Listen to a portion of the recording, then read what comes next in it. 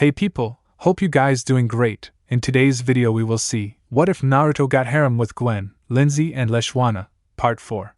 Huge shout out to Moretsuna Sora for this story. If you end up liking this video please consider subscribe, and like the video, so let's start the story. It had been a few days since the Boney Island trip and there hadn't been a challenge, but that didn't mean things weren't difficult. Though difficult wasn't entirely the correct word, odd was a bit better. It was a bit odd on two fronts. The first front was Gwen and how at times she kind of dazed out as if heavy in thought. She kept assuring him it was nothing but a part of him felt like it wasn't quite nothing. The other front was Lindsay, and how she seemed to be ignoring Gwen and was upset with her. Of course he tried to ask but all he got was a sigh from Gwen and for her to tell him it was a girl issue for now. He could only sigh while he walked back into his cabin after his morning job and early morning shower only for it to turn to a groan as he could hear the loud whir of a helicopter blades before the cabin shook a bit due to it flying low over them. Well, that's one way to wake up, Duncan groaned out, clearly annoyed by how loud a wake-up call it was. At least it's better than him yelling at us over the speakers first thing, Jeff added with a yawn while the guys started to slowly get out of bed. Over in the girls' cabin they were just as annoyed by the way they were being woken up, Leshwana most of all as she sat up in bed only to bang her head on the bunk above hers. Okay, that dude is really starting to get on my last nerve, Leshwana growled out, rubbing her head while glaring up at the ceiling of the cabin as they could hear and feel Chris make a couple more passes over them. Oh whatever, he just loves ruining our mornings, Heather said with a yawn, not too bothered by it since it was becoming the norm. Beth, Lindsay, go warm up the shower for me, now, she ordered after they just stood there doing nothing. And remember, she warned before Beth sighed. Not too hot this time, I know, Beth repeated, yawning a bit before begrudgingly getting out of bed to start it for her. Gwen frowned as she got up and looked over at Lindsay, raising a hand to at least wave to the girl before Lindsay ignored her. Ugh, I can't believe I'm thinking this but I liked it better when she wouldn't stop bothering me, Gwen thought with a sigh before deciding to get ready for whatever the hell Chris had in store for them. Though the day for the girls continued to stay pretty crappy as all of them except for Heather were waiting in line, all needing to pee but unable to go in seemingly because of Heather. What's the hold up? Bridget asked while she was hopping from one foot to the other to help her hold it in. Heather needs her private time, Lindsay told them, her tone apologetic before Courtney groaned. Okay, enough of this. Heather cannot command the whole bathroom just cause she has to shower. If she has the door locked we have Eva, Courtney declared only for Eva's patience to be gone before she walked up to the door, moving Beth to the side just before she kicked it. Excuse me.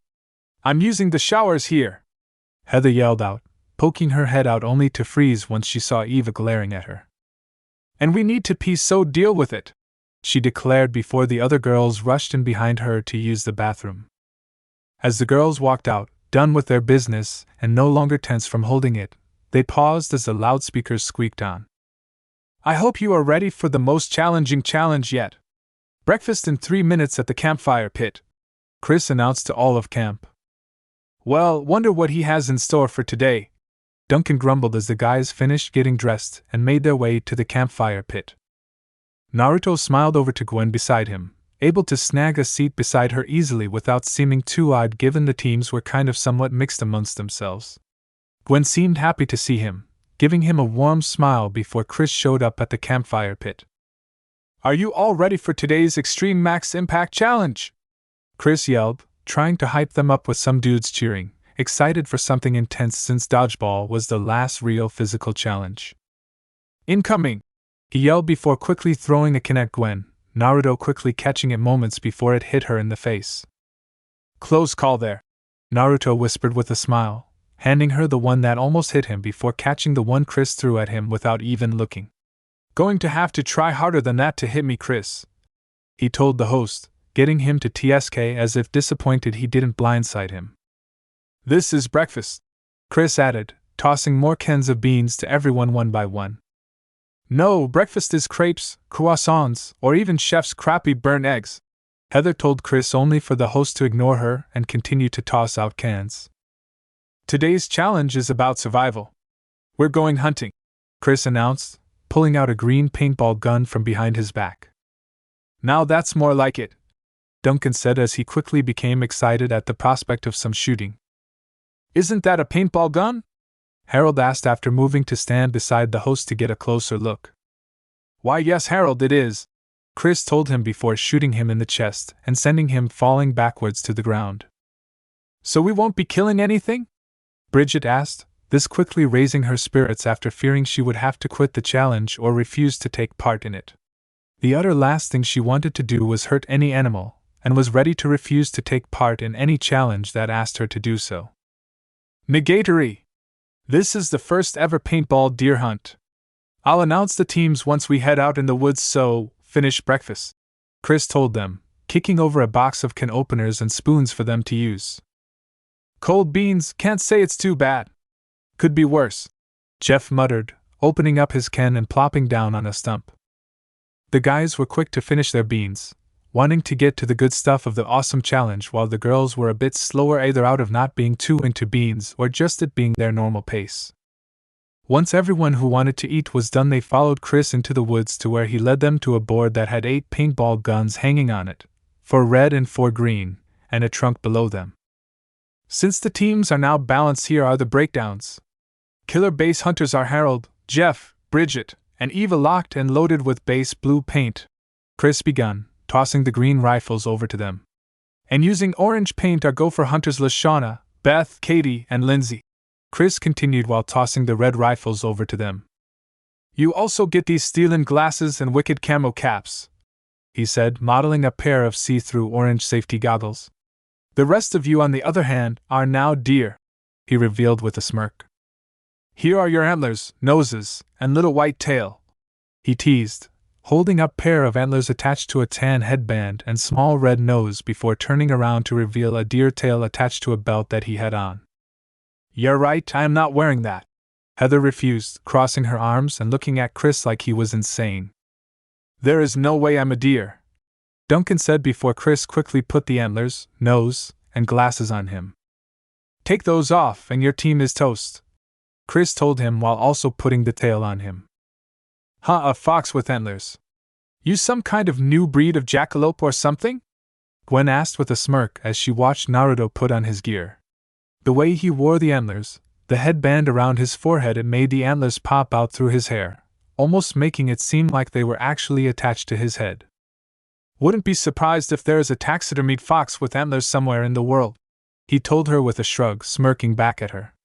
Shame we don't have any teal or black hairspray to make your tail match.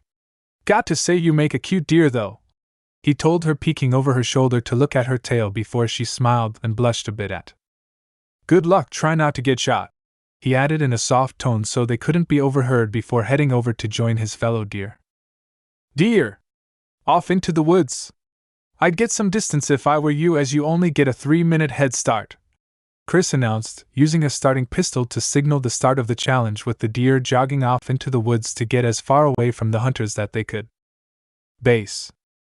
After a while of running, they slowed down, not wanting to run all day, and walked together as a group. Safety in numbers was the plan for now. At least they gave us a head start, Courtney said, trying to look on the upside a bit before DJ shook his head. I don't know about y'all, but I'm out of here, DJ told them before he trotted off like a deer, leaving a confused Duncan and Naruto behind. Okay, that is just weird, Naruto said, shaking his head to snap out of it before the 3 of them continued on. Gophers. This may be the lamest thing I've ever done in my life, Gwen complained, finding herself in the same boat as Heather, which definitely was an odd feeling for her given her extreme dislike for the girl. Oh come on, it could be fun, Cody said, smiling as Tyler nodded and draped an arm over his shoulder, only for them both to pause at Gwen and Heather's stares. I guess we'll just catch you guys later, Tyler said before he and Cody got the message and started off in the opposite direction of them. Confession cam. Tyler. I was so psyched to be a deer. I'm an athlete, so this is my time to shine, Tyler said with a smile despite all the bandages and casts he was wearing while in his wheelchair, claw marks on his face and a swollen eye. You should see me on the track, I'm like a blur, he explained for the viewers. Cam end. Are you coming? Gwen asked Heather, looking back to see her sitting on a tree stump and filing her nails. No. I'm going to wait for Lindsay and Beth and make them protect me for the whole game, Heather told her while continuing to file her nails, looking over to her as if it should have been obvious. Wouldn't that be against the rules? Gwen asked with a raised eyebrow. Do you see a rules person anywhere? Worry about your own fluffy tail, she told her, going back to looking at her nails while Gwen figured going on alone could be for the best, especially if she ran into Naruto. Base. And break, Harold said, them all lifting their hands that they had put on top of one another as a group huddle of sorts before putting on their shades, except for Bridget, who sighed a bit. Bridget, you do realize this isn't us hunting animals, right? Eva asked while putting a hand on the surfer girl's shoulder. We are hunting other campers with paintballs, campers like Heather, she told her with a smile, Bridget quickly looking up and growing a smile of her own. Oh right! Heather is a deer, isn't she? Bridget recalled with a smile, putting on her glasses and gaining a mischievous look. There you go, just needed a little motivation, Eva told the guys, getting them to chuckle and nod since they doubted there was anyone who wouldn't be excited to shoot Heather besides her two alliance members. Start your paintballs. Game on, Chris declared over the speakers, officially starting the challenge. Gophers. All right. Let's go bag some deer, Beth cheered as Leshwana high-fived her. Yeah, I am so down with that, she said before they charged out into the woods to find some deer, Leshwana and Katie going one way with Beth and Lindsay the other. Though it didn't take long before Lindsay and Beth became exhausted, panting and hunched over as they walked through the forest. Ah man! We're back to where we started and we haven't seen one deer, Beth groaned out only to hear a throat clear nearby, getting them to look over to see an upset Heather sitting on a tree stump. What took you so long? Heather asked, crossing her arms as she stared down the two of them. Were we supposed to come find you? Beth asked, entirely confused since Heather hadn't told them anything after becoming a deer. Hello? Alliance, anyone? You're supposed to be helping me, Heather told them with a sigh. Now how about you go find me some berries? She quickly ordered, shooing Lindsay away, who frowned but walked off. Actually, berries won't be enough, go get me some chips, she added, looking to Beth, who looked back confused. In the forest? Beth asked while Heather resisted the urge to bury her face in one of her hands and groan. In the dining hall. Now, she ordered, getting Beth to hunch over with a sigh and walk off. And not barbecue, she quickly added before Beth was too far away. Confession cam. Beth. Okay, Heather can be so bossy. Beth started to complain, her arms crossed and clearly upset. And in nature, hunters would never go find food for the deer. Heather won't hear this, right? She worried that she might retaliate if she did. Cam end. Beth's heart was going a million beats per second as she hid under a picnic table in front of the mess hall, holding her breath as Chef came out dressed in trunks, seemingly going for a swim. She stayed silent while he walked by, moving back a bit to make sure he didn't hear her before letting out a sigh of relief and deciding now to make a dash for the mess hall. Only she quickly groaned in pain as she slammed her head on the bottom of the table, widening her eyes and quickly covering her mouth. Chef thankfully only paused for a second before he kept walking, Beth then carefully slipping out from under the table and running in. She was frantic while she looked around the kitchen, quickly finding a bag of chips and going for the door only to freeze as Chef's outline was growing closer on the door and his whistling growing louder. Again she went for the closest hiding place, which happened to be under another table. Quietly she watched while he walked past her only for her freeze up again as her tiki fell out of her pocket and clattered on the ground. Quickly picking it up she stayed frozen, hoping he didn't hear her only for him to start sniffing the air, which she took as her signal to leave. Carefully she slipped out from under the table and towards the door only for the floorboard to creak under her, which basically meant for her to run. Base. Naruto yawned as he walked through the forest, keeping an ear out for anything before pausing as he heard a familiar voice whining. Oh dang it, I dropped another one, Lindsay whined, Naruto peeking over a bush to see Lindsay crouched over picking something out of a bush. Lindsay? What are you doing? Naruto asked, somewhat startling her before she turned around and smiled brightly at him. Naruto! Oh, you look so cute as a deer! Lindsay squealed before she ran up to hug him, giggling as he once again made sure not to stare like he always did. I'm glad you think so, not many guys can pull off a tale like this, he joked, carefully hugging her back since with her size he was nervous about pressing them even more against him than they already were. He though took a double take for a second before looking down at her once he realized something. Wait, did you call me Naruto? He asked with a raised eyebrow before she pulled away and happily clapped her hands while excitedly bouncing. Yes. I've been practicing a whole lot to remember your name, and I finally can remember, she happily boasted, putting her hands on her hips and puffing out her chest in pride which caused him to blush and cough into his fist a bit before chuckling. Well, you did great, Lindsay. I am really proud of you, he told her, petting her head given that was the only safe part to touch and smiling at how she smiled from it. Though more importantly, what are you doing? Aren't you supposed to be hunting deer, aka me? Naruto told her, looking past her to see a pile of blueberries on the ground and quickly felt where this was going. Well, yeah, but Heather wanted some blueberries so she sent me out to pick them for her, Lindsay muttered with a frown, about to get back to it before Naruto stopped her. Lindsay, why do you listen to Heather? She is literally just using you and is going to throw you away the second you stop being useful to her, he warned her since he really didn't want to see Heather stab her in the back. I also know how you weren't happy with what she almost did with Gwen's diary, so why keep working alongside her?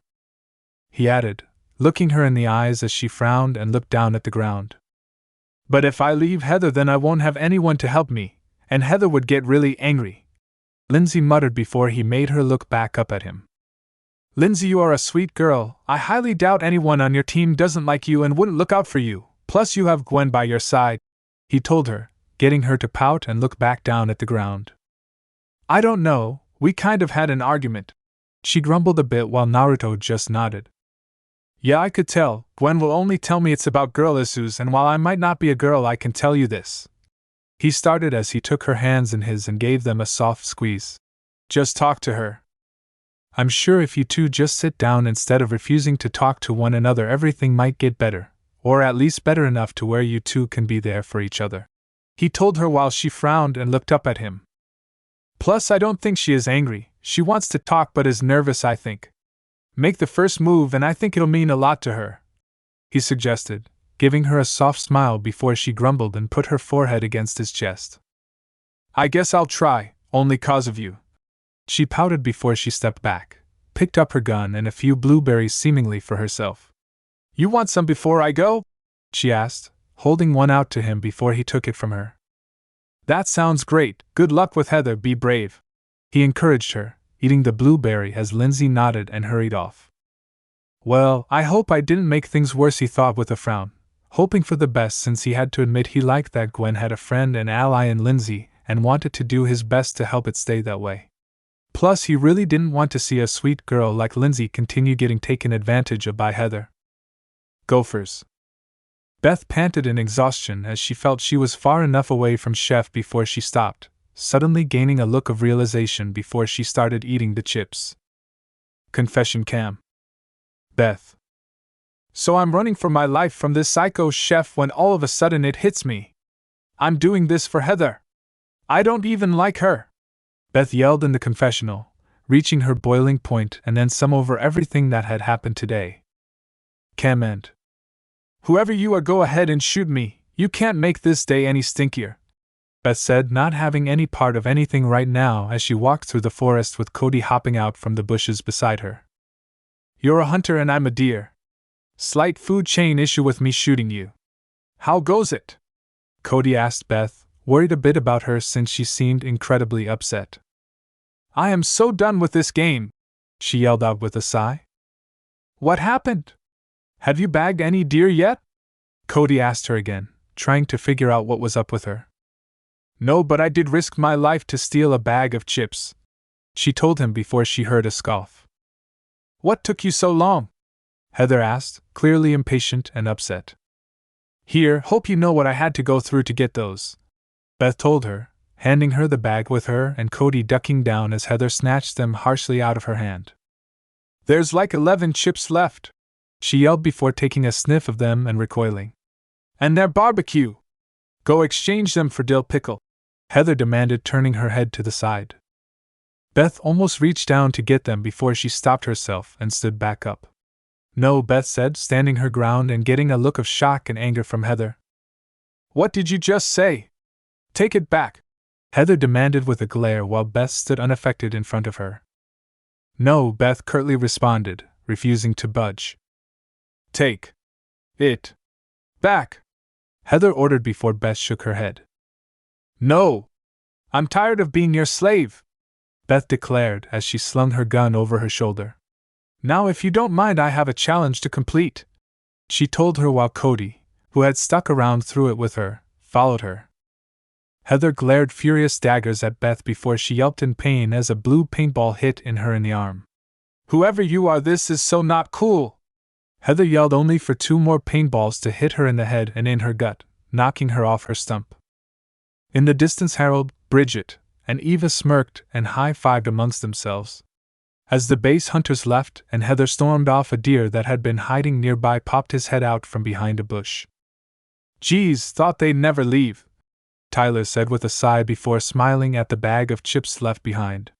Too bad for them, I love barbecue, he said as he walked off, enjoying the small amount of chips left in it and unknowingly leaving a trail of crumbs behind him.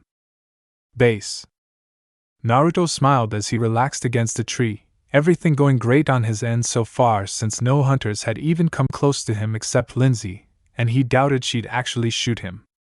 So, nothing on your end as well? Courtney asked, getting him to open his eyes to see her smiling down at him. Yeah, I have no idea where they are, but so far there hasn't been any signs of any gopher hunters around, Naruto told her, standing up and stretching since if he stayed like that he felt he might actually fall asleep. This challenge is seriously disappointing, Courtney grumbled, expecting something better, but it was once again just a boring challenge. I don't know, it was still pretty fun, would have liked to be a hunter personally, but no big. I do have to say antlers look better on me than I thought they would, he joked, running a hand over an antler like he would his hair, getting a laugh from Courtney. Come on, let's just start heading back to camp a bit. I mean, this challenge has to be over soon, she suggested, Naruto shrugging his shoulders as he figured she was right, plus even if it wasn't over, the area closest to camp would be the safest given the hunters all spread out from there. Sounds go, Naruto started to say before he tripped on a rock, Courtney quickly reaching out to grab him only for them to bump heads a bit. Ow! They groaned in unison, both rubbing their foreheads. Sorry about tripping and headbutting you there. Are you okay? Naruto asked as he tried to stand up only to yelp in pain as the headband tugged at his hair. Yeah, I'm fine, but I think we're stuck, Courtney said with a frown, them both looking up to see their antlers locked together. If we remove the antlers, I think the camera crew will tell Chris about it. Plus, with how yours are under your hair, it'd probably hurt a bit to try, Courtney said with a frown at the rock and hard place they were in. It'll be okay. I guess we just have to slowly walk back to camp, maybe hope we find another deer on the way to help us, he said, unsure since there wasn't much else to do. Sorry for getting you in a situation like this, he added, apologizing given it was his fault for tripping. Don't apologize, not like you tripped on purpose, she assured him with a smile, her cheeks heating up a bit once she realized just how close their faces were. And now you be our eyes since camp is behind me, she quickly added, looking to her side to try and see as best as she could before they started walking. Gophers. Lindsay frowned as she walked through the forest, half of her hoping she ran into Heather while the other half kind of hoped she didn't. I've decided to give you one last chance, Heather said, getting Lindsay to heave over to where she could hear it coming from. If you take it back, you can rejoin the alliance, she told Beth, clearly angry while Lindsay wondered what happened. Wait, what is happening? Lindsay asked before Heather glared at her. Zip it, Lindsay, idiot! Heather snapped, making Lindsay frown at Heather being so mean. So Beth, are you going to take it back? She asked Beth, who just looked confused. Take back what? Me saying no? Beth asked while Heather nodded. No, I don't want to take it back, she told her, getting Heather to furiously glare down at her. You are nothing without me, Heather screamed, Beth staying calm as she looked up at her. Do you know why we keep losing challenges? It's because you're so busy being mean that you don't even try. You tried to read a teammate's diary on stage just to mess with them, costing us the challenge. In the end, all you can think about is bossing us around and trying to make everyone miserable." Beth yelled back at her, beyond fed up with it, as she let out all her anger. "You know what? I agree. You are so mean, Heather. All you do is demand we do stuff and yell at us all day while you be lazy," Lindsay yelled, getting Heather to look at her in shock. "If Beth is leaving, then so am I. This is so not cool anymore, and I'm so glad someone helped me decide to get away from you," she declared before moving over to stand beside Beth. Heather gasped in shock and anger before she plucked off her dear nose and flicked it at the two of them. "Really?" Beth asked with a flat stare, finding that beyond ridiculous, which only angered Heather even more. "Bring it, dweeb! I'm giving you one last chance before I snap," Heather yelled at them, glaring them down as Beth stared back at her. "Why? Because you know you can't win without your little alliance?" Beth mocked with a smirk, at both her jab and the fact Heather was starting to turn red with anger. "I can make your life miserable here," Heather threatened, getting a laugh from Beth. "You already do. There is nothing you can do that'll make it worse. What do I have to lose?" Beth yelled back at her. 2 hours of sneaking around in the woods and I haven't shot a darn thing. What kind of messed up person does this for fun?" Leshwana grumbled as she walked nearby, pausing as she heard yelling nearby. "Fine. Be all alone then. Loser!" Heather screamed while Beth actually started laughing at this.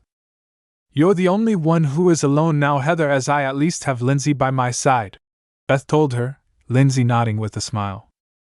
"And I also have other friends. You are the only one who is entirely alone here now since no one on our team really likes you," Lindsay pointed out, Heather shaking in anger before an orange paintball hit her in the back of the head. "Oh! Who was that?" Heather yelled, turning around to see Leshwana walking forward. "I knew I should have worn my contacts, sorry about that." Leshwana apologized before Heather held out her hand. "Give me your gun!" she demanded before 2 more paintballs hit her in the backs of her legs. "Oh! Double Charlie horse!" Heather yelped out before falling over due to her legs giving out from under her. "You girls are crazy," Leshwana said with a laugh while the two of them walked over to her. "Sorry, it just looked like so much fun when you did it," Lindsay said, getting Leshwana to smile and rub their back before them all laughing a bit. "Stop laughing!" Heather yelled as she laid on the ground. Elsewhere in the woods, Tyler smiled while he finished eating the chips, tossing the bag to the ground before he perked up once he noticed a pile of blueberries. "Oh, berries!" he said as he crouched down to start eating some. Confession cam. Tyler. "I thought it was a cinch to win.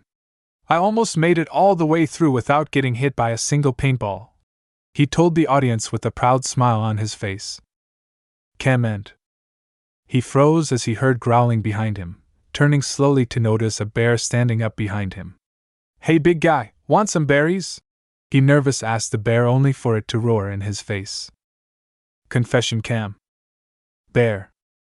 The bear groaned as he tried to shake the last few crumbs out of the bag of chips, a broken set of deer antlers on his head, and a pair of orange goggles over his eyes. It smiled as it licked the crumbs off its face before sticking its hand through the bag only to frown at the hole at the bottom of the bag. Cam end. "Give me that!" Heather yelled, snatching the gun from Lindsay's hands while tossing off her antlers before she started to shoot at all 3 of them. "Oh, now it is so on!" Beth declared before she and Leshwana started shooting her with her retaliating, and Lindsay, who was now weaponless, hid behind them. Base. The base hunters paused, Eva holding up a hand to get them to wait as they heard yelling and shooting nearby before they all walked towards a bush. They were all a bit confused as they saw Beth and Leshwana shooting Heather while the queen bee had seemingly stolen Lindsay's gun, evident by her hiding behind the ones with guns, and was shooting the hunters. Eva shrugged her shoulders before they all started to open fire on the 3 of them, no one seemingly going for Lindsay since she was unarmed. "You're right, Eva! This is fun!" Bridget said with a smirk before the speakers blared to life. "All right, human wildlife and hunters. Please report back to camp. It's time to show your hides and tally up the scores. Chris announced before Lindsay took the moment of pause to snag her gun back from Heather with a frown. TSK. Stealing from chef, eating chips in the woods, getting mauled by bears. Do you know what I see here? Chris asked after listing off some of the stuff that happened over the challenge while pacing in front of everyone and Tyler, who was bound in casts, in a wheelchair, with a blood bag attached to him alongside 3 gopher hunters, 1 gopher deer colored in paint from both teams. I see a very undisciplined group. I see a disgraceful mess. I see a massive waste of paint product, and I have to say, that was awesome. Chris turned from lecturing to laughing as he flipped the mood. I have to say, when you guys opened fire on your own team. Wicked TV guys. He commended them before Gwen noticed something. Hey, where are Naruto and Courtney? Gwen asked before Katie tapped her on the shoulder and pointed over to the side to see the 2 of them, antlers locked, walking into camp. Sorry we're late, guys. Hiking through the woods is a lot more difficult than you think when walking backwards, Naruto said, rubbing the back of his head before yelping as he moved his antlers and pulled at his hair a bit. Please help get us unstuck. Walking here was so difficult. Courtney sighed out before Jeff and Bridget got them unstuck. How did you even get like this? And why didn't you take them off? Gwen asked while the 2 of them took the antlers off, Naruto stretching his back due to having to hunch over to meet Courtney's height the whole way here. Well, long story short, I tripped on a rock. Courtney tried to stop me before I fell over on her, and we wound up like this, he explained, frowning over to Gwen in hopes she wasn't upset, only for her to smile and nod to show it was alright before Chris rose his hand. I told the camera crew to mark down any violations, so I guess they were being good campers unlike some people, Chris told her, eyeing Heather, who didn't even seem to care. In the end, since 4 members of the Gophers are dripping in paint, some of them who aren't even deer, I think we have our winner. You are off to a hunting camp shindig, he announced, motioning to the base, who cheered at the news of the victory as well as the reward. Gophers, I'll see you at the campfire ceremony, again, he said as he looked over the Gophers with a frown before leaving. You are both so dead. You are all dead, Heather screamed before stomping off. Are you 3 okay? Naruto asked, having an idea what happened and what caused it, since with Heather involved it was pretty obvious. You know what? Yeah, we really are, Beth said with a smile, looking up at Lindsay, who nodded back before quickly looking around for Gwen only to see her walking away. Wait, Lindsay said as she ran up to her before she left. Can we talk? She asked, nervously smile while she held Gwen's hands in hers. Sure, Gwen said, surprised that Lindsay wanted to talk to her, but with one look at Naruto and his smile she understood why she decided to. Though I think you should take a shower first. I'll wait outside the stall for you, Gwen told her before they walked off to the bathrooms. Gwen couldn't help but roll her eyes a bit at Naruto's actions with a smile on her face. He didn't have any idea what they were arguing about, but wanted to help them out since he saw it as 2 friends who needed to make up. He was really sweet, helping me decide to stand up to Heather. I'm still sorry for helping her steal your diary like that, Lindsay told her from within the shower while Gwen sat on the sink countertop, her back to the mirror and her knees up to her chest as she waited for Lindsay to finish. It's fine. I was never mad at you, only Heather, since Naruto told me how you looked when you found out what Heather had planned. She reassured her before she heard the shower turn off. So, I've been thinking over what you said before, she said with a nervous tone, pausing a bit before Lindsay walked out of the shower with a towel wrapped around her chest to cover up. And? Lindsay asked, her tone just as nervous. I'm still not sure, as it's asking a lot, Gwen said before she took a deep breath. But I'm going to think it over, she told her, looking up into her eyes and seeing just how worried she was about her answer. I can see your feelings are real and that Naruto is important to you because of how he treats you, but this is my boyfriend and you are asking something insane, so just let me think about it. Okay? She told her, asking Lindsay for this much at least while she stood up off the counter only to grunt as Lindsay quickly moved in for a hug. Thinking about it is what I wanted you to do at least, just please consider it, she said, hugging Gwen close to her while Gwen softly hugged her back. It was an odd moment, but not awkward, more tender than anything. It made her feel closer to Lindsay, and not in a physical sense, despite the fact that there was only a towel between her and Lindsay's naked body. I will. Now please put on some clothes. It is so weird hugging a nearly naked girl, Gwen said, actually blushing a bit since even she was now staring a bit at Lindsay's cleavage before Lindsay giggled as she pulled away. How big are you anyway?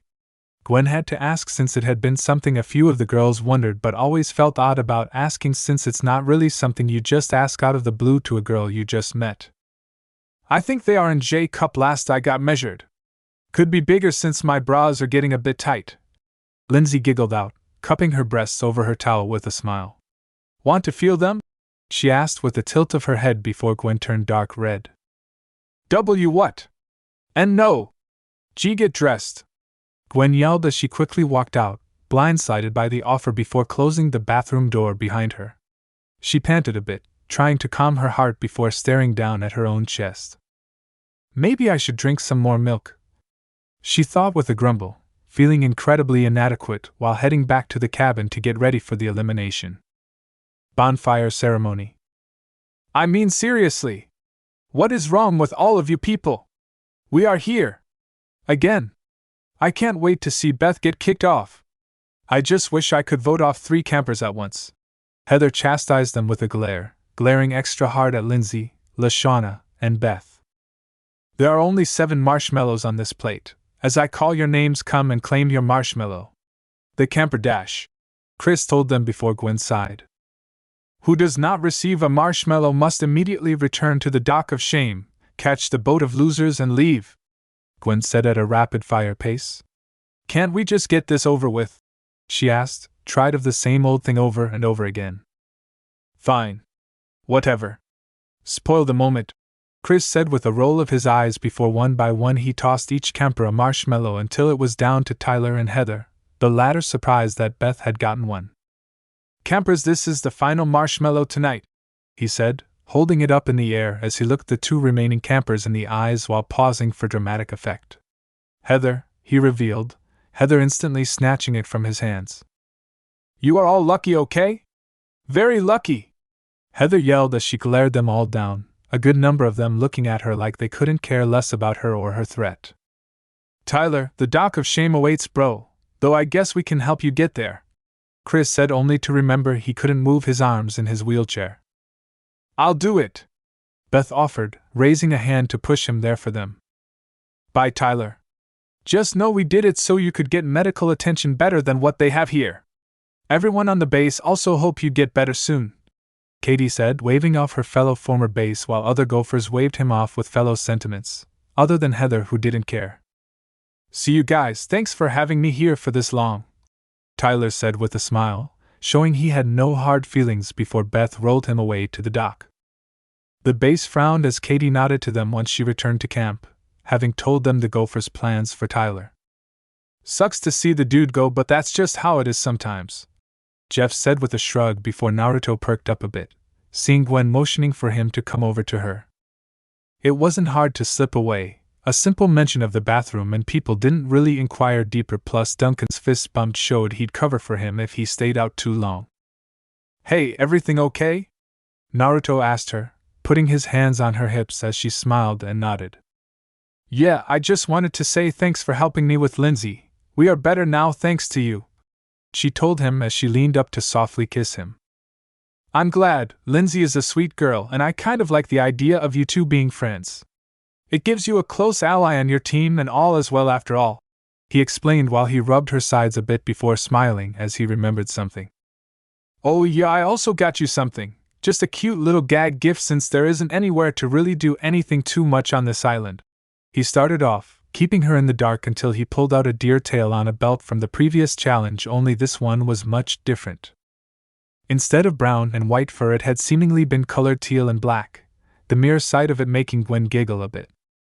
I borrowed some of Duncan's spray paint. The dude has every color you can think of stashed away in his bags. I know it's probably stupid, but I thought it'd be cute. I promise to give you something way better when we get off this island, though, he told her, getting her to shake her head with a warm smile as she brushed it a bit. I'm sure you will, but for now this is great, it's adorable.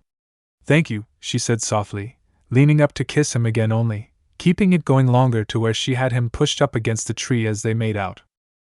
Gwen blushed as she felt his hands move down to her thighs but also found herself liking it, her blush only increasing as his hands continued migrating until they were on her butt. She melted a bit more into the kiss, becoming near putty as she held onto him to keep from falling while he rubbed and softly groped her butt. She had to break the kiss, letting out a soft moan that quickly made her cover her mouth with her hand. She could feel her ears heating up only to see Naruto blushing as well with a worried look on his face. "I am sorry, I probably should have asked first before I did that," he muttered, trying to move his hands before she stopped him. "Why you should have, but I can't say I hated it," she said, her voice becoming barely audible near the end, but thankfully he heard her.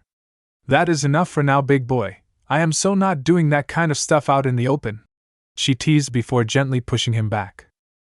"Maybe we can do more of that later, for now I have to go," she told him, turning around to leave ahead of him. She decided to mess with him a bit as payback for the sudden groping, smirking over her shit at him once she was halfway to the cabins before putting on her deer tail and adding a bit more sway to her hips. Naruto had to smile as watching her walk away was a nice sight and made him chuckle a bit. In the end, he was just happy she liked the gift. I wonder, is it possible to set up a date here without anyone noticing? He thought to himself, since he felt Gwen deserved more than just make-out sessions here and there. I'd have to steal some food, store it somewhere, find a location, and make an excuse he listed off in his head before shrugging his shoulders. I've done more complicated stuff, this'll be easy, he thought with a smirk, excited to set it up while figuring Lindsay and Duncan might be able to help. He just hoped it'd be a nice surprise for her in the end. Waking up to the sound of Duncan gagging in disgust was odd and confusing. Though the second he saw why it made sense, and honestly kind of made him want to puke. He'd be gagging too if he was near the pair of blue briefs that had the largest skid mark he had ever seen staining them. "Not cool, Harold! Not cool!" Duncan yelled, still finding himself gagging a bit whenever he even slightly looked at the pair of underwear on the ground. "Those aren't mine," Harold denied, which only got looks from everyone that made it clear no one believed him. "Dude, you are always leaving your underwear all over the place," Naruto said with a groan as he hopped out of bed, this so not being the way he wanted to wake up. "No, I'm not, gosh!" Harold yelled before Naruto narrowed his eyes at him. "Yeah, you are, dude." Jeff backed him up before Harold got out of bed and crossed his arms. "You have absolutely no proof," Harold said, defending himself before Naruto scoffed. "Watch it, Napoleon Dynamite, don't get an attitude. You are the only one who wears briefs in this cabin, and your mom literally sews your name into all of them, so lay off the catchphrase when you know you are being nasty," Naruto said with a glare, getting real sick and tired of his attitude and how Harold thinks he's top shit around here. "Whatever. I'm going for a shower," Harold said, turning his nose up at them before grabbing a towel and walking towards the door. "Don't forget to clean the skid maker," Duncan yelled out after him before Naruto smirked, and using a stick Duncan had been whittling down to a sharp point, he picked up Harold's dirty briefs and, while carefully grabbing the waistband, shot them at the back of Harold's head. Harold quickly freaked out as the briefs hit the back of his head, quickly pulling them off and throwing them on the floor. "Not cool!" he yelled, glaring back at them while Naruto glared back. "Well then wipe your ass more often, why don't you?" Naruto calmly told him before Harold walked out, slamming the door behind him with the guys quickly laughing once he was gone. "I think Harold needs to be taught a lesson, boys." "Who's with me?" Duncan asked with a smirk while the guys high-fived to show they were in. "I like to think of myself as a veteran prankster, and with a target like Harold there is 1,000,001 things we can do to him, so I am all in," Naruto told them, the guys knowing a bit of how good he was due to the book swap with Heather and the pepper pellet during her marshmallow ceremony. Plus he's told them a few other various pranks of his as late night around the fire tales. "Oh, he is so dead," Jeff laughed with the guys nodding along before they all got dressed for the day. "So, how have you and your goth babe been recently?" Duncan asked with a smirk once all the other guys had left, sticking behind as Naruto put on his trench coat. "We've been good, she liked the deer tail I painted for her despite how ridiculous it is," he said with a chuckle, Duncan also chuckling a bit since he too thought it was odd but still glad she liked it. I'm trying to think of a way to go on a late-night picnic date thing with her. Just have to figure out how to get it all set up and have no one notice. Naruto told him with a sigh, the punk patting him on the back. Relax, dude, just let me know when and I'll try to help as best as I can, Duncan said with a smirk before Naruto bumped fists with him. Thanks, man, hopefully it all goes well, and hopefully today's challenge isn't too exhausting so we'll both be up for it by the end. I mean, we are due for a challenge after a week of nothing. Naruto sighed out before he stood up, Duncan nodding since some challenges have been worse than the others. As he arrived in the mess hall, Naruto smiled a bit to Gwen and Lindsay, the two girls talking at the gopher table, both girls smiling back at him though Lindsay couldn't resist from happily waving at him. He couldn't help but chuckle a bit as he waved back a bit, Gwen rolling her eyes with a smirk at Lindsay before he sat down at his table. So Naruto, what was that all about? DJ teased with a smirk, nudging him with his elbow as he sat next to him with Jeff sitting on the other side to keep him from escaping. What? I can't wave to people? He asked, which only got an eye roll from the two guys. No one is saying that, dude, but they are people from the other team and one of them just so happens to be the hottest girl here. We're just wondering if something is going on between you and one of them, Jeff inquired with a wink and a nudge of his own. Lindsay is friendly with me due to me helping her get some ice after the dodgeball fiasco. As for Gwen, I don't know, we've just gotten along since the beginning of the show. I've proven myself in challenges so none of you need to worry about anything as stupid as me possibly betraying you all, he told them, rolling his eyes at them while some others sat down. So you're saying there's nothing going on between you and either of them? DJ asked, Naruto shrugging his shoulders with a frown. Kind of hard for there to be with them being on another team and all, he told them in hopes to cover things up and throw them off any possible trail. Shame cause it's kind of obvious they have a thing for you. Who knows, maybe if you and one of them make it to when the teams dissolve you can get lucky. Jeff teased before he got a shiver down his spine, his body telling him not to look over to the other half of the table. And with that I think we should drop the topic, don't want to make our team's ladies feel jealous or like they aren't attractive either, he added, motioning with a tilt of his head over to the girls of the team who were sending glares Jeff's way. He had nothing against the party guy, but he just had a real bad way of saying stuff that got some of the girls a bit annoyed with him. Why yeah, let's... Jeff muttered before moving over to the other side of DJ to put some space between him and the ladies. Naruto shot them an apologetic smile before they all sent him back looks that showed that he was fine, which was good to know. Last thing he needed was to get himself on a woman's bad side.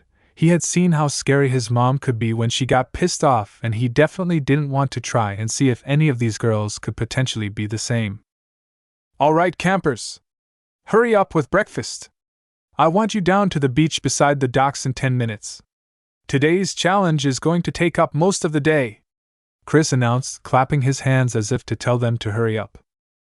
Want to try and take a guess what the challenge will be?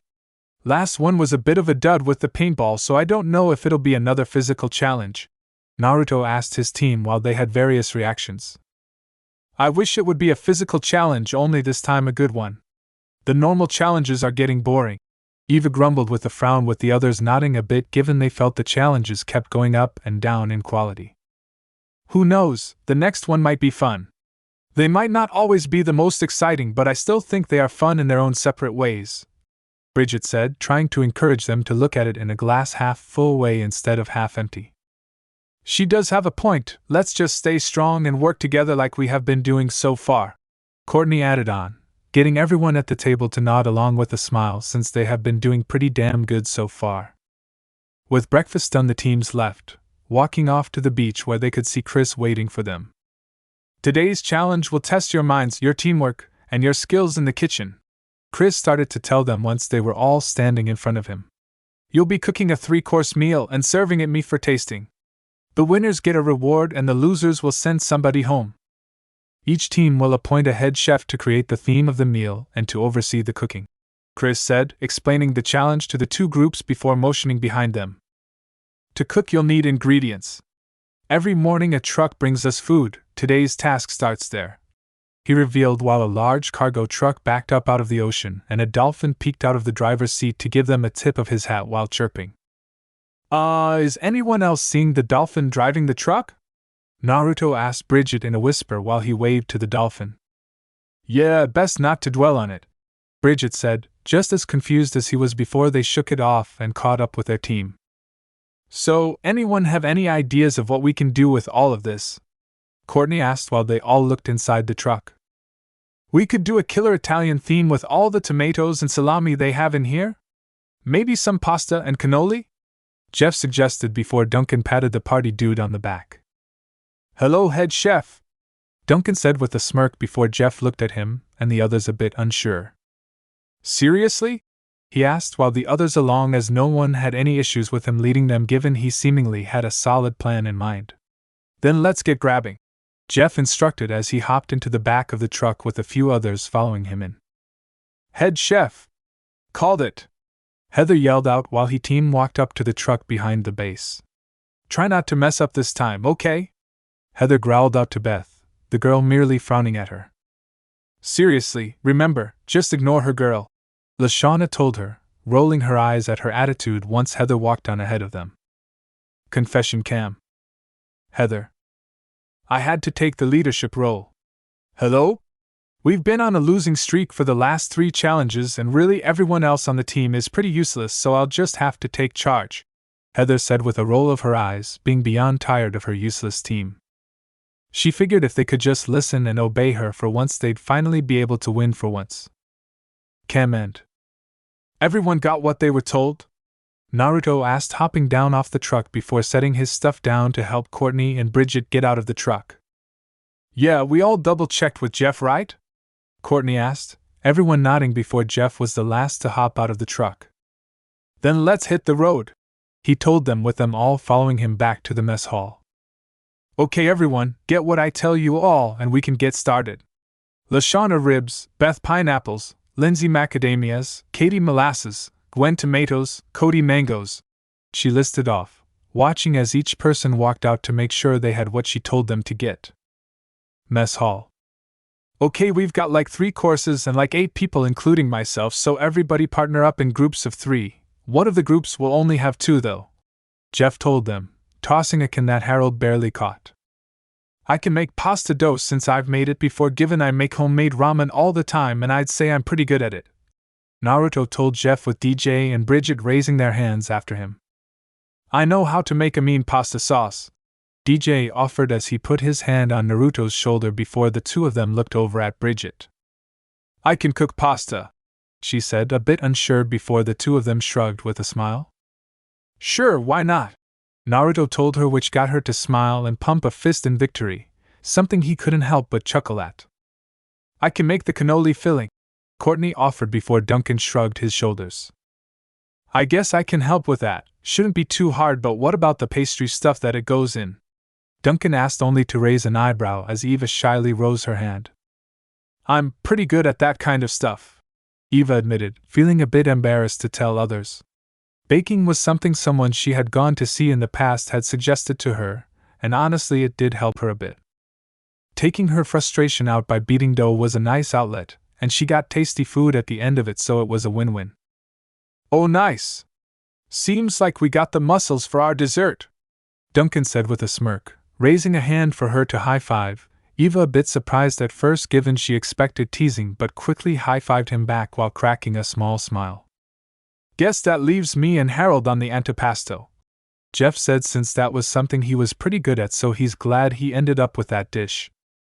Yeah, we can so rock the antipasto. I'm like a black belt when it comes to cutting cheese, Harold told them, quickly getting laughs from everyone at his cut the cheese comment. He though was very confused at what they were laughing at.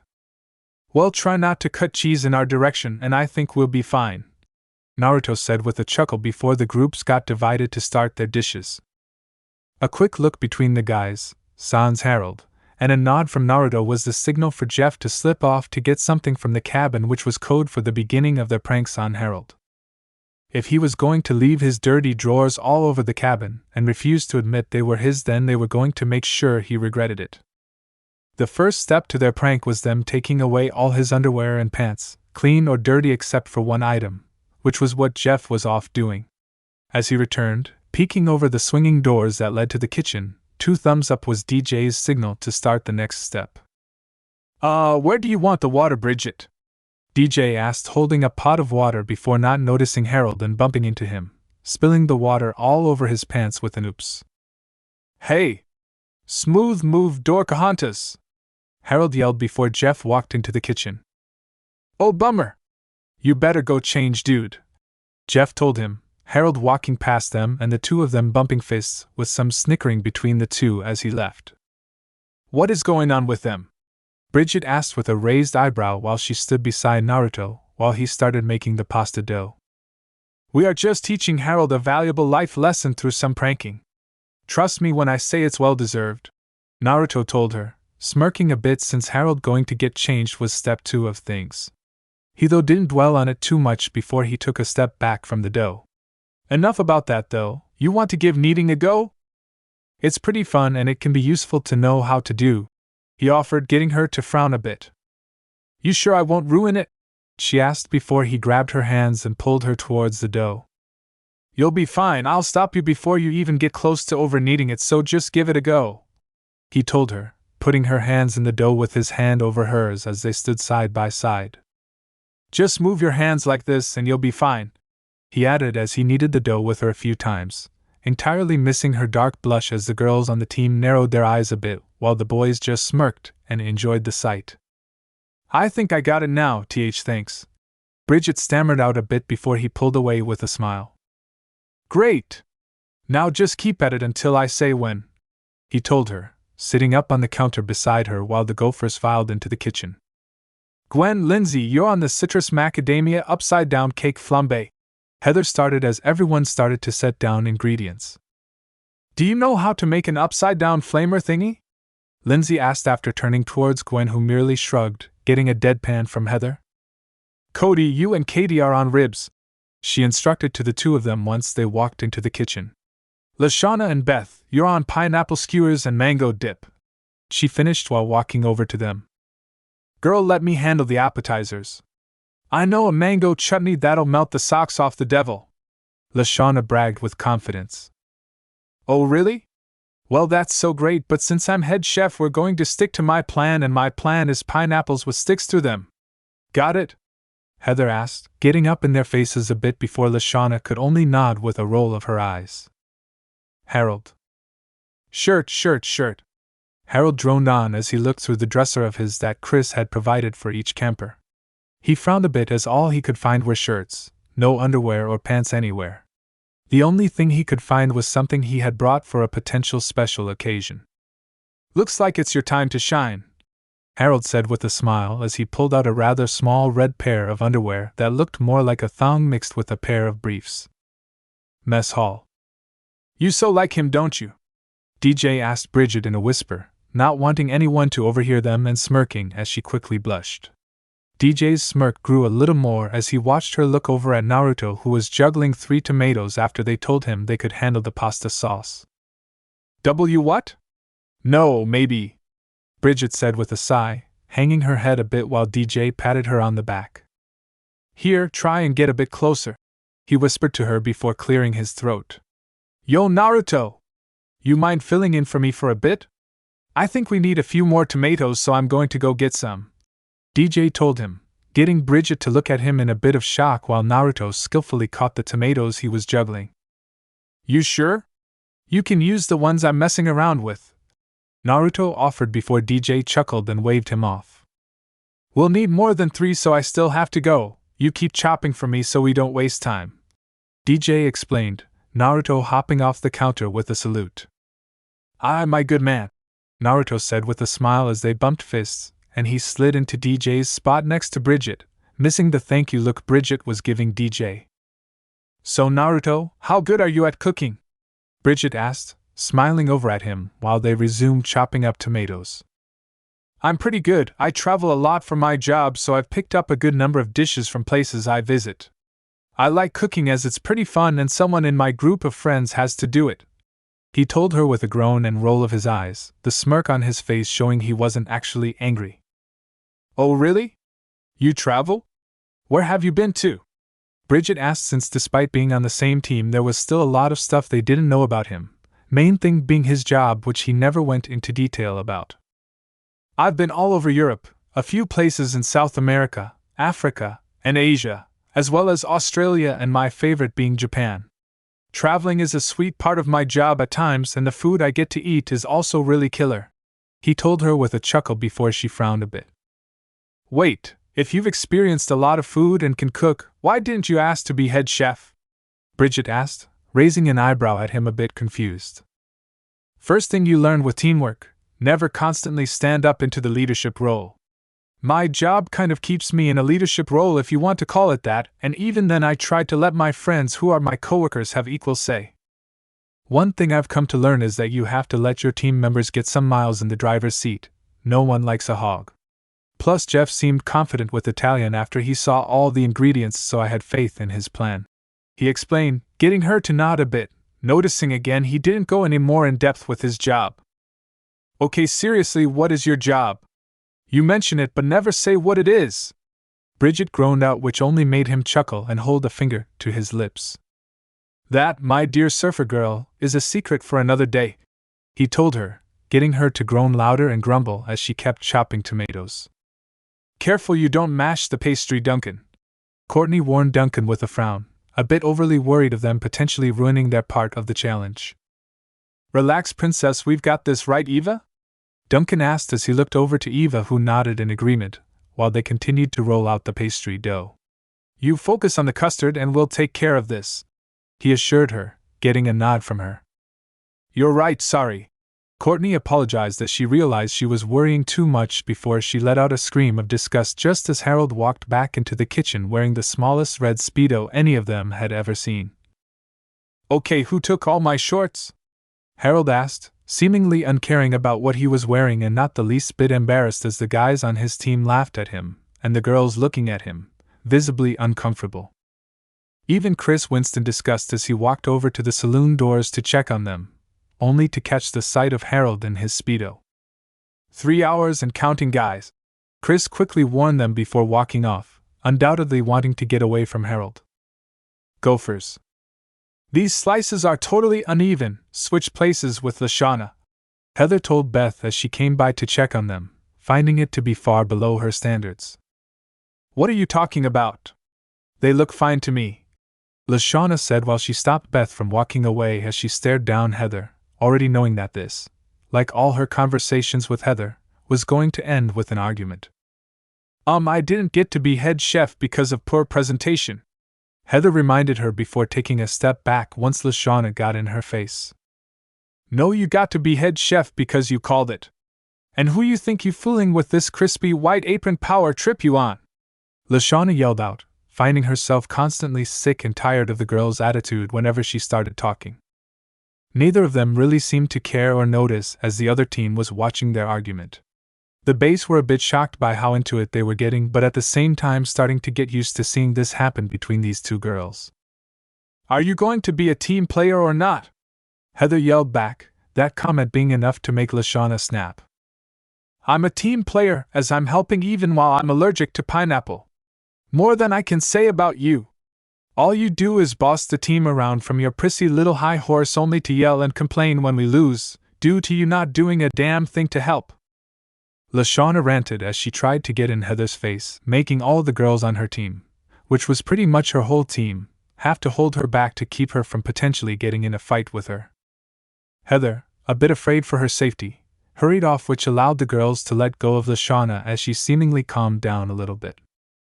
"I swear I'm this close to wringing that scrawny girl's neck," Leshwana mumbled as Gwen patted her on the back. "I know, and while we'd all love to see it, we can't let you get arrested for murder. For now, with the pineapples, just do what you can," Gwen said with a sigh, getting Leshwana to nod with a sigh of her own before she and Beth got back to work. "Base. Dude, you gotta put some clothes on," Jeff had to tell Harold, everyone, both boys and girls, finding it difficult to work with Harold in his small Speedo. "It's unsanitary to cook in something that small," he explained, chuckling a bit as he said the word small. "So give me back my pants then," Harold yelled, frustrated at their teasing and messing around with him like this. "Harold's right, guys," Duncan said in an all-too-soft tone for the punk teen. "If you go to the cabin, you'll find a clean pair of underwear and shorts waiting," he told Harold, getting an eye roll from the teen before he walked off. The second he was gone, the guys couldn't hold themselves back any longer, bursting out laughing as this was officially part 2 of their prank on Harold. Harold. Eager to get out of his Speedo, Harold ran quickly into the cabin, smiling as he saw a pair of shorts and briefs lying on his bed.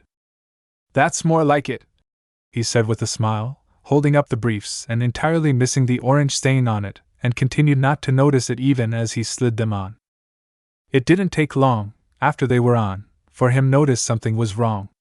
The intense burning sensation was a quick and sudden indicator, unaware that it came from a bottle of insanely hot sauce that a certain redhead on his team had brought with him. "My biscuits are burning!" Harold screamed as he quickly bolted from the cabin towards the dock, hoping that water would be able to relieve him of this excruciating pain. He wasted no time in leaping off the dock, steam actually releasing as he submerged his burning underwear. "Ah, idiots!" Harold yelled out after a moment of relief, getting more and more annoyed at his teammates messing with him. "Gophers." "What's wrong?"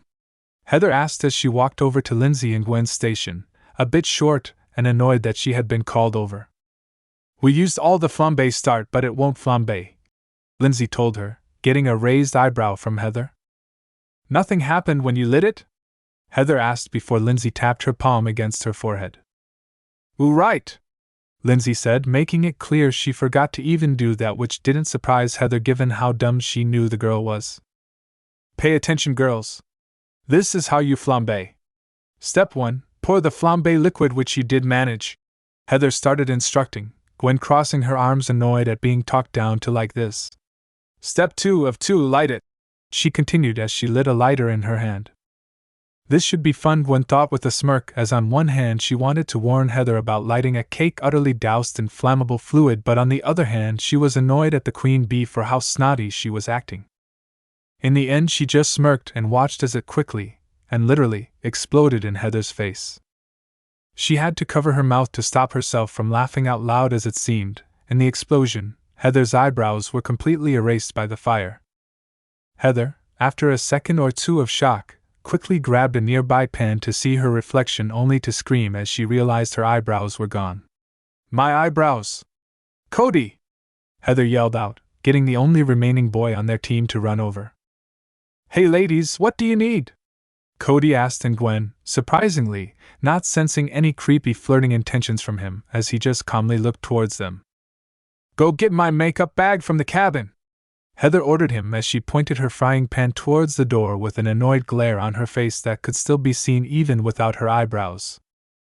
Cody, after a second of looking between her and the other girls of his team who gave him a nod, left to get her makeup bag.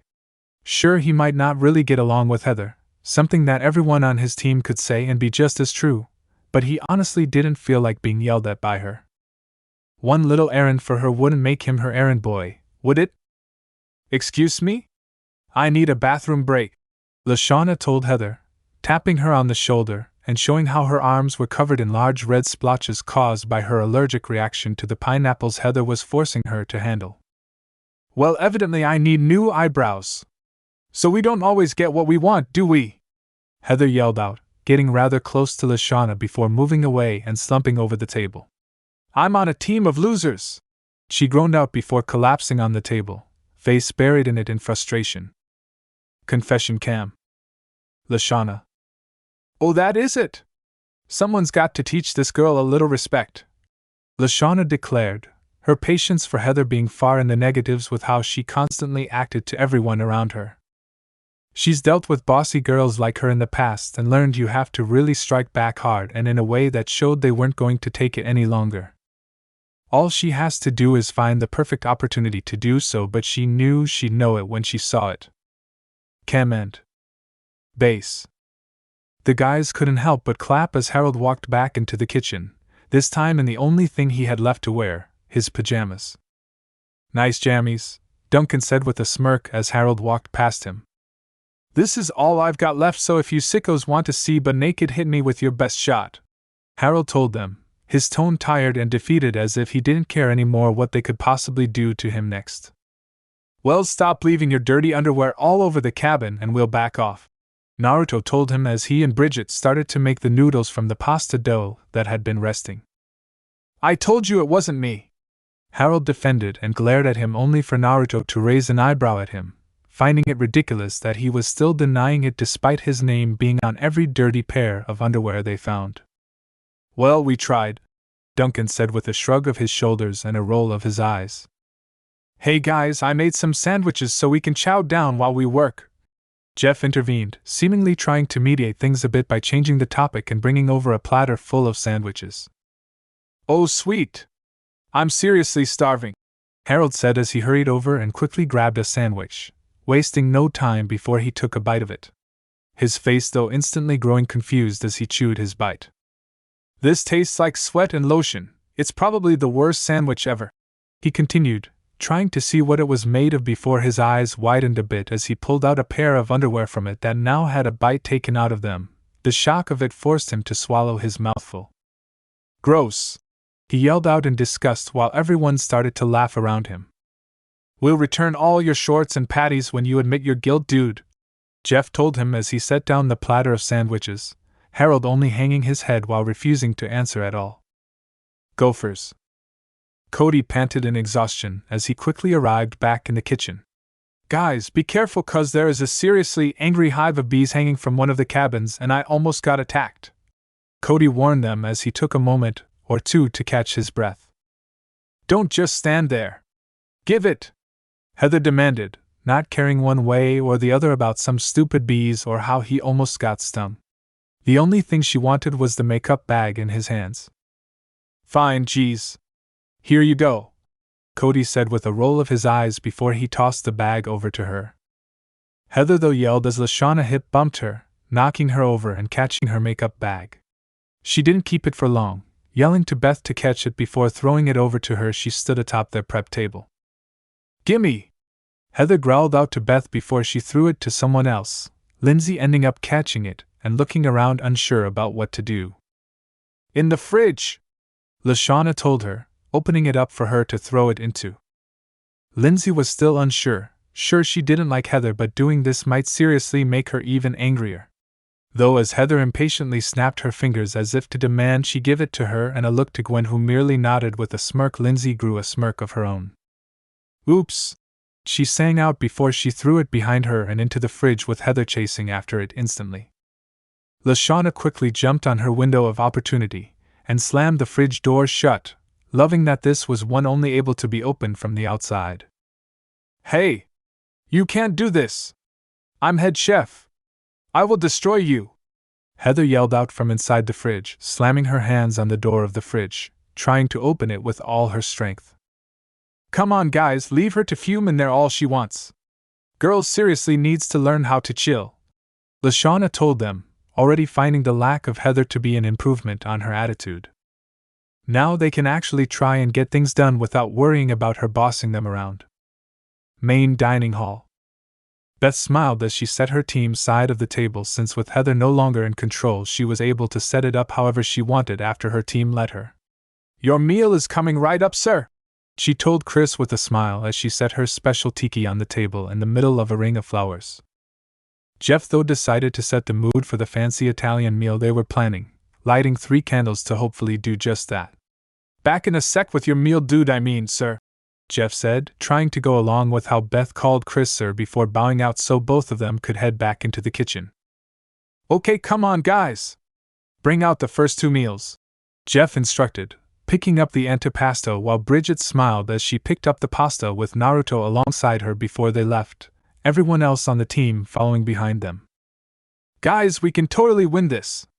Everyone come on for the first dish. Cody, you stay here and guard the ribs since there isn't anywhere to set them down out there, Leshwana told her team, Cody giving a salute before the others followed behind her as Beth carried the pineapple skewers and mango dip. The base were up first, Jeff setting the antipasto down in front of Chris. He couldn't help but watch a bit intently as the host ate it. Your antipasto passed the testo. Pass the pasta please, Chris said with a smile, giving them a thumbs up before Jeff quickly took the plate and allowed Bridget and Naruto to serve him the pasta. Chris only took a bite or 2 of the pasta, which made sense given he had another 3 courses to eat.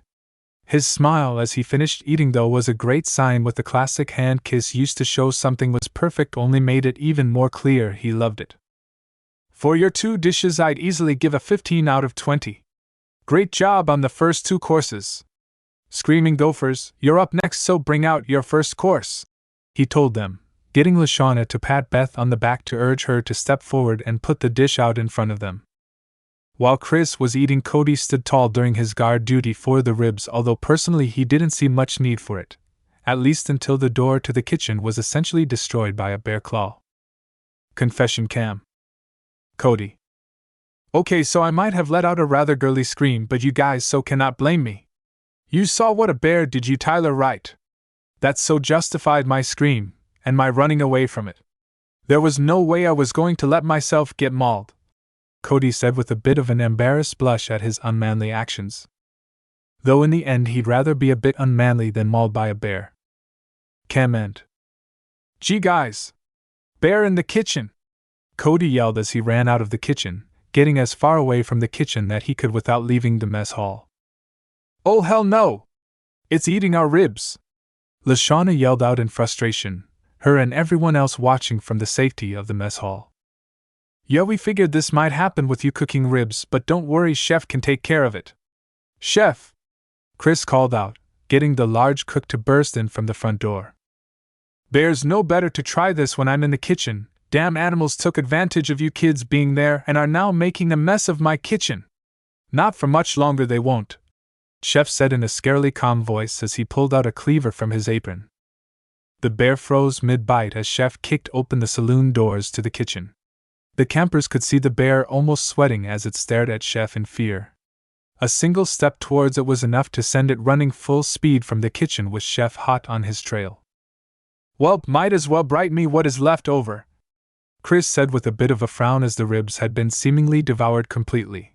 From where he was sitting he could only see a few pieces of meat still clinging to the bones. Leshwana could only sigh in frustration and exhaustion as she brought out the bare ribs and set them down in front of Chris. The host had to look around on the ribs for any meat left on the bones, and only finding one chunk of meat with the Gophers cringed a bit as he bit into it and tasted it.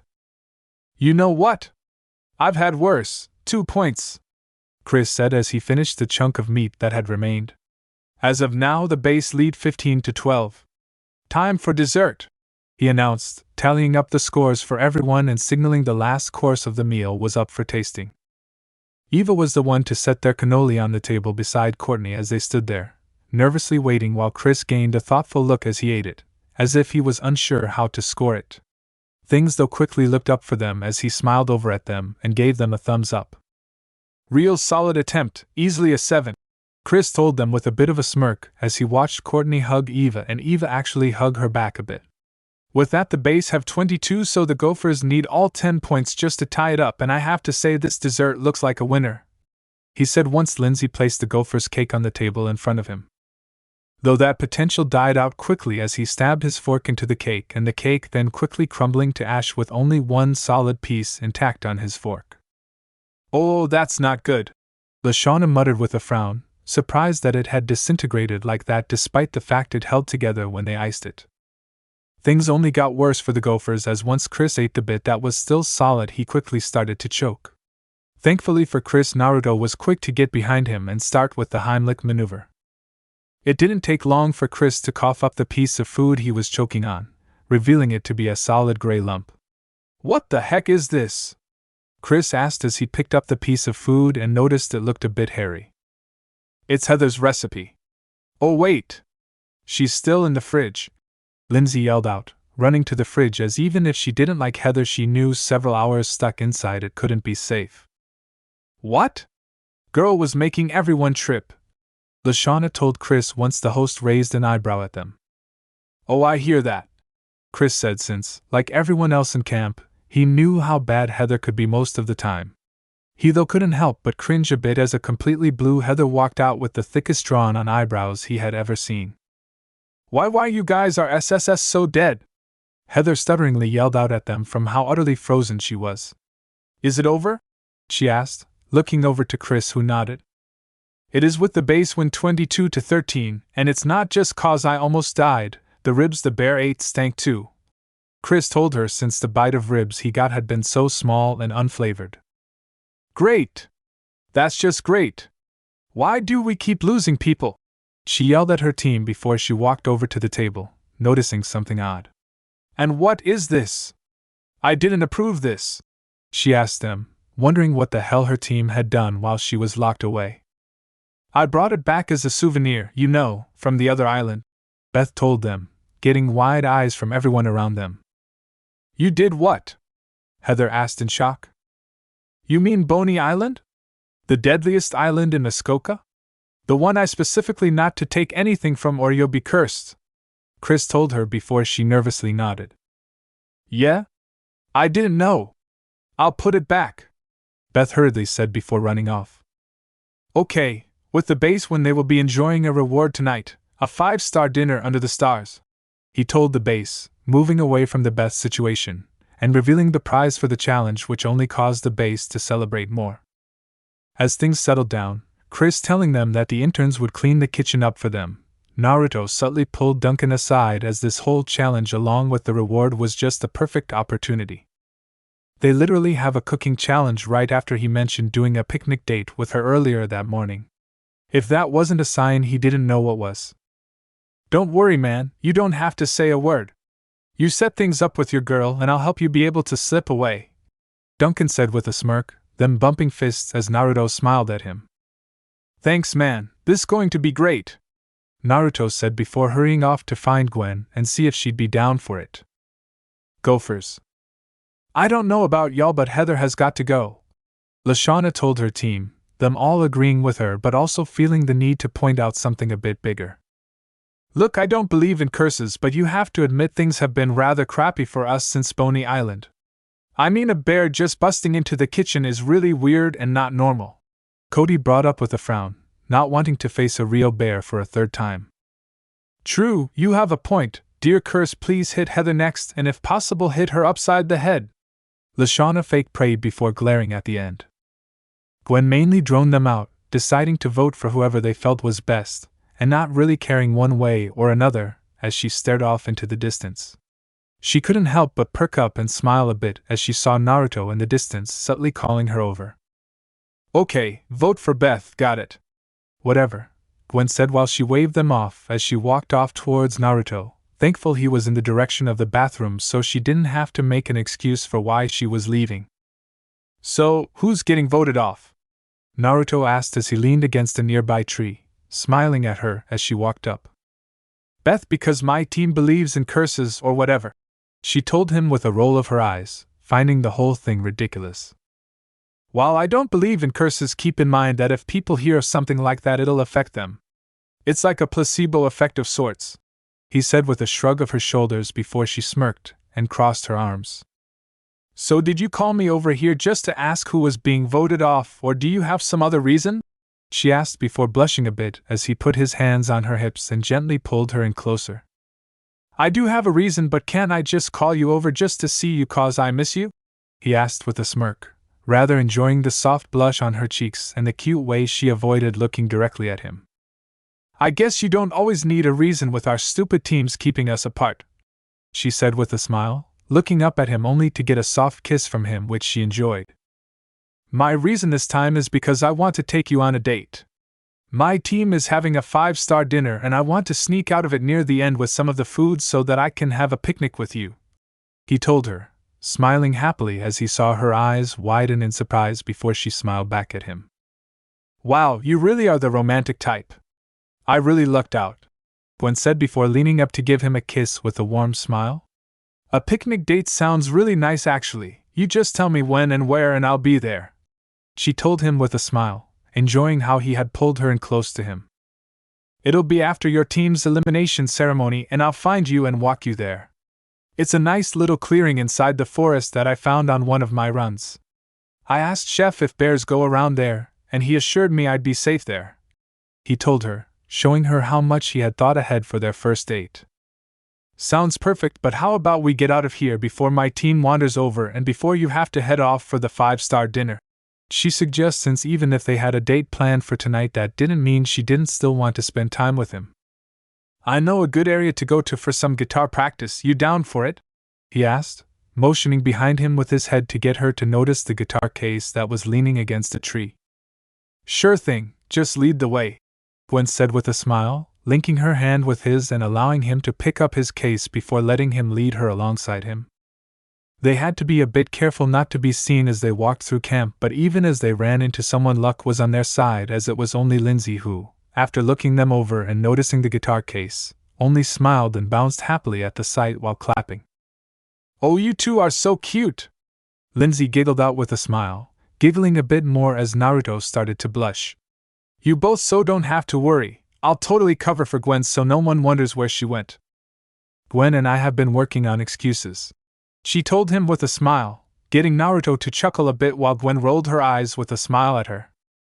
"Glad I can count on your help, and actually, Lindsay, it's perfect that we ran into you. I need to talk to you about something," she told her blonde friend before she gently grabbed her arm to lead her away. "Look, Lindsay, tonight Naruto is taking me on a picnic date in the woods," Gwen told her friend, quickly sighing at the girl's happy squeal as she once again started to bounce excitedly. "That is so cute and romantic.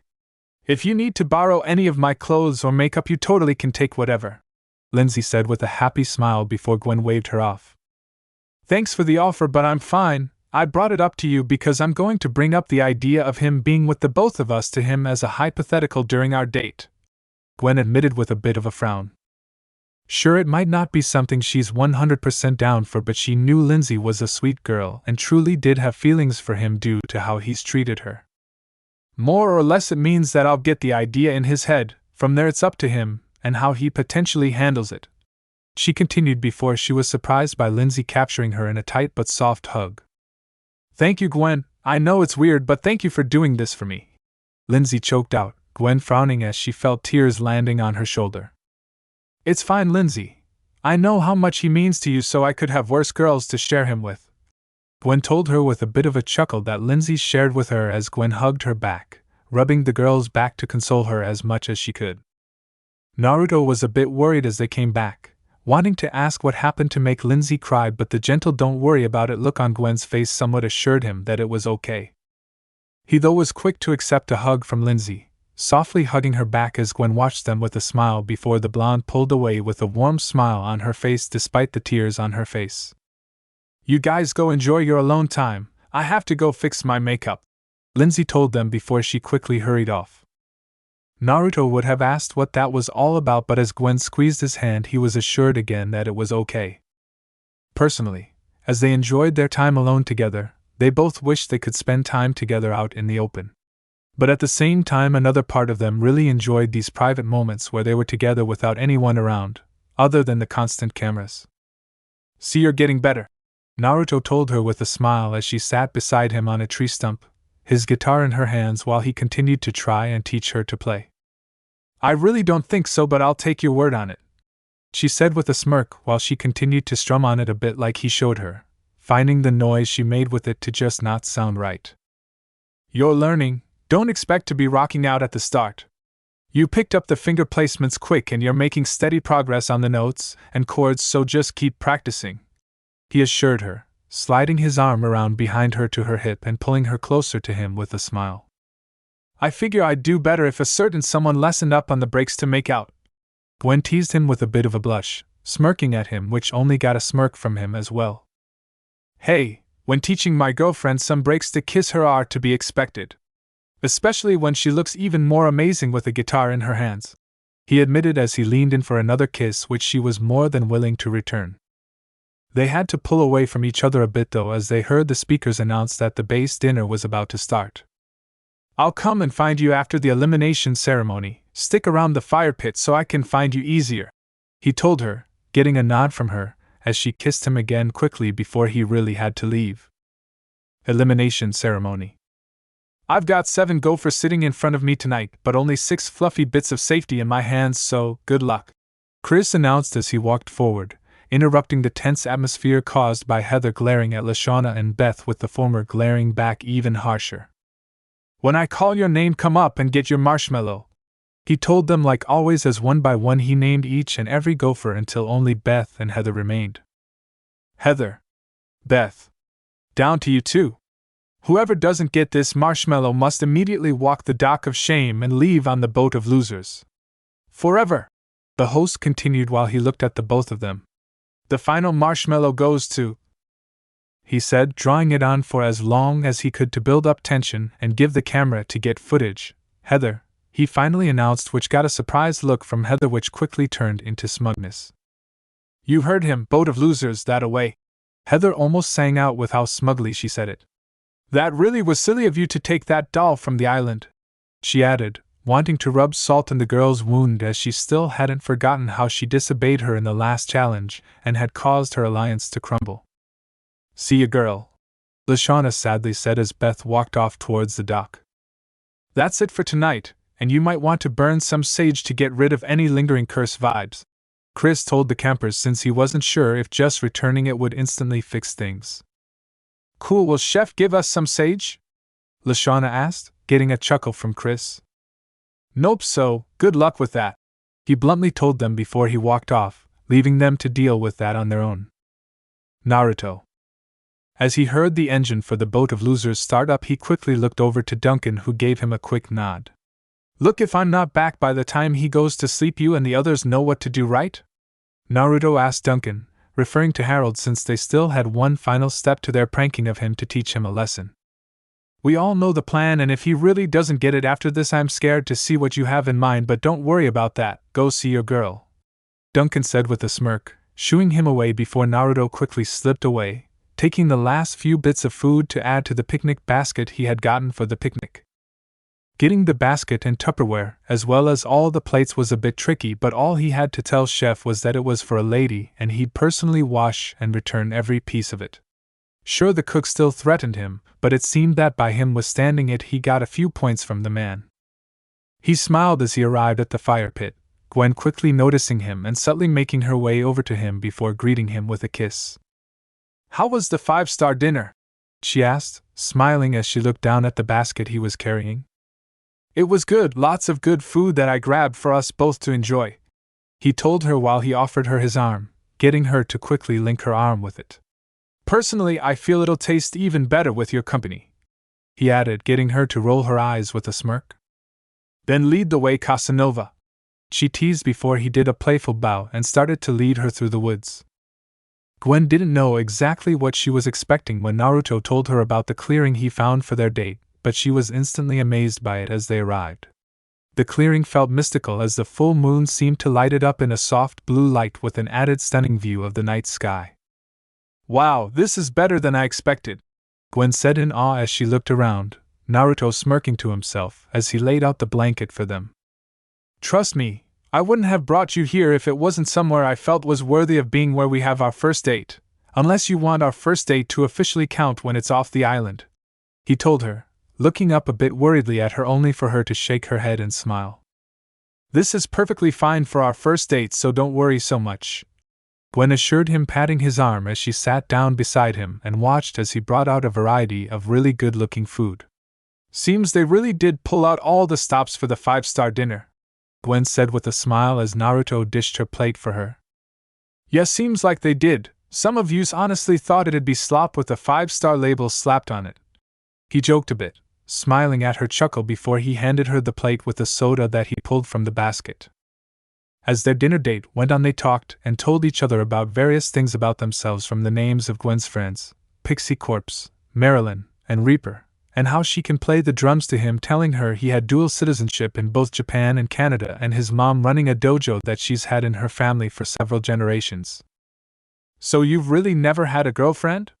You, the singing guitar playing teen, has never had one? Gwen asked, still finding that hard to believe. I'm being 100% honest here, I've never had one.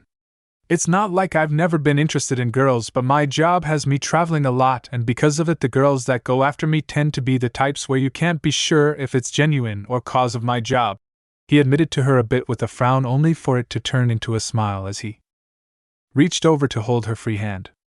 I am though really happy I came on the show since I got to meet you through it, he added, getting her to smile a bit as she gave his hand a squeeze. Well, I'm glad that I got to you first because it seems others share interest in you, Gwen said, bringing up how Izzy surprised him, and them all, with her kiss back when she had been eliminated. Honestly, she was a bit grateful for the crazy girl's actions since now she had a window to try and test the waters before bringing up Lindsay. Yeah, that kiss from Izzy was really out of nowhere, Naruto said with a blush, rubbing the back of his head as he remembered the rather intense kiss that the orange-haired girl had given him. I really don't know what made her decide to do that, he told her, which only got an eye roll from Gwen with a soft smile. It's not that surprising, Naruto. You're naturally sweet and kind to people without coming off as like you are trying to be a flirt.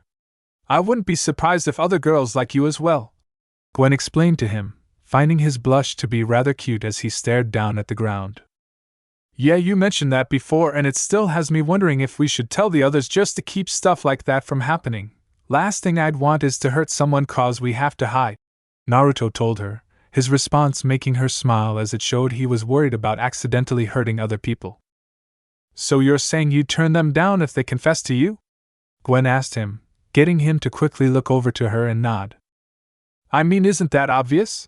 He told her, as to him this was the only way to answer things. True, but what if, hypothetically, it was with someone I was okay with? Would you be open to accepting their feelings? Gwen nervously asked, feeling as if her heart was beating 1,000,000 times a second since this wasn't in any way, shape, or form something you really asked your boyfriend about, and she was afraid.